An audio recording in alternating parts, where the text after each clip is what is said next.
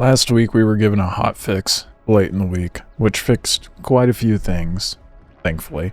However, also broke a couple other things as usual. On top of that, we have some leakage of the incoming patch notes, likely to drop tomorrow, as well as Spires, supposedly coming out tomorrow, Thursday, April 17th to be clear. There's some definitely interesting things coming in that patch. But first, let's go over the hotfix that they put out last week real quick. All of the maps got a reduction on roaming Rupu to about 50-ish %. Depends on the map, but it's roughly that mark. So there's significantly less Rupu roaming around, as well as making all of the point of interests on every map respawn. I think they just pretty much reset everything. They supposedly fixed the rock collisions on Volcanion, which we'll see about that. They removed the grappling belt charging station in the tech tree and inadvertently removed the tier 2 torque battery. I can't think of the name of the torque battery off the top of my head, but the one that's required to upgrade the Buffalo's torque. They removed that from the tech tree, and I've yet to unlock it, so hopefully they put that back in the incoming patch on Thursday. Otherwise, I might need to find someone to craft it for me.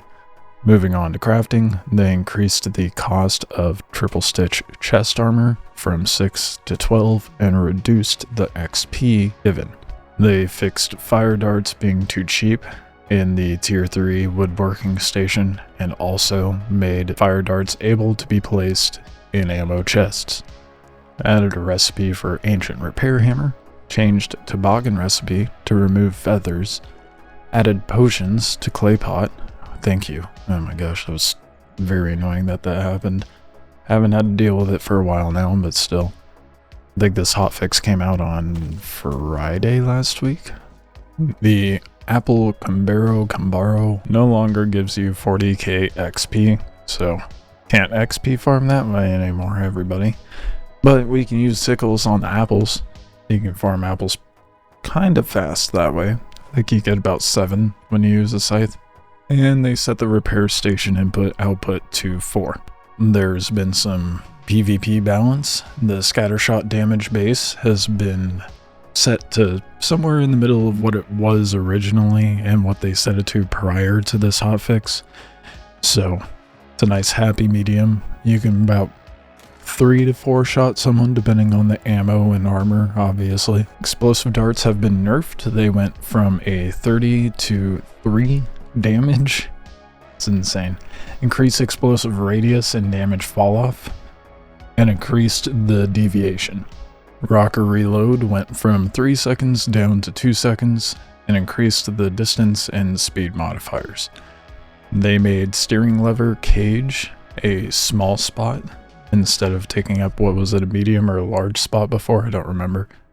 They fixed the splash off damage of charged boulders to work correctly now, so it should do less damage to structures inside the building.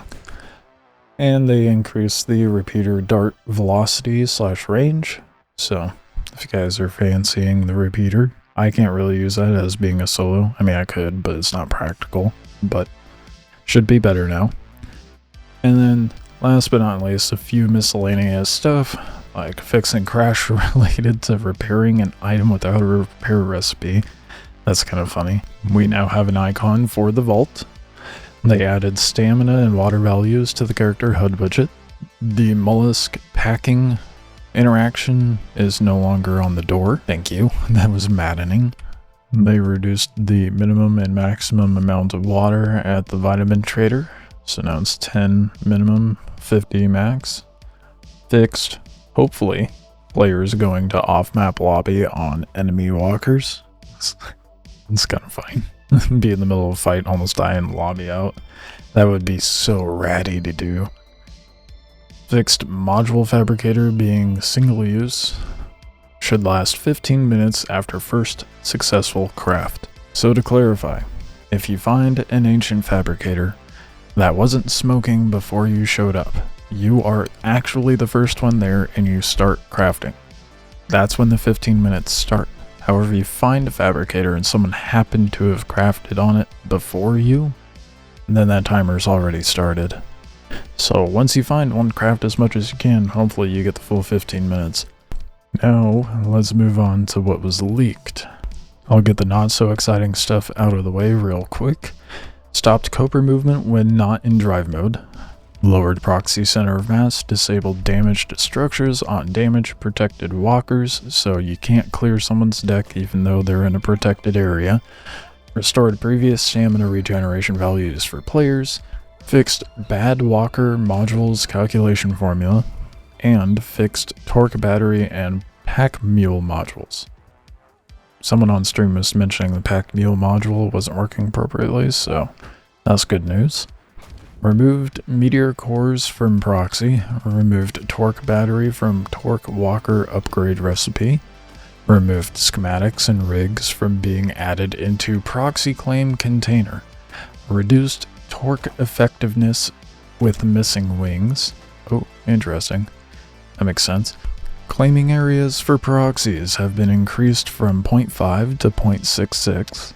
Repair station UI widget has been fixed. I don't know what was broken with it before. Removed feathers from Falco and Raptor flags recipe. Fixed schematics icons on Relic Hunter widget. Reduced the schematic Relic Hunter price. Added winged helmet icon. Optimized and improved walker legs, collisions, and LODs.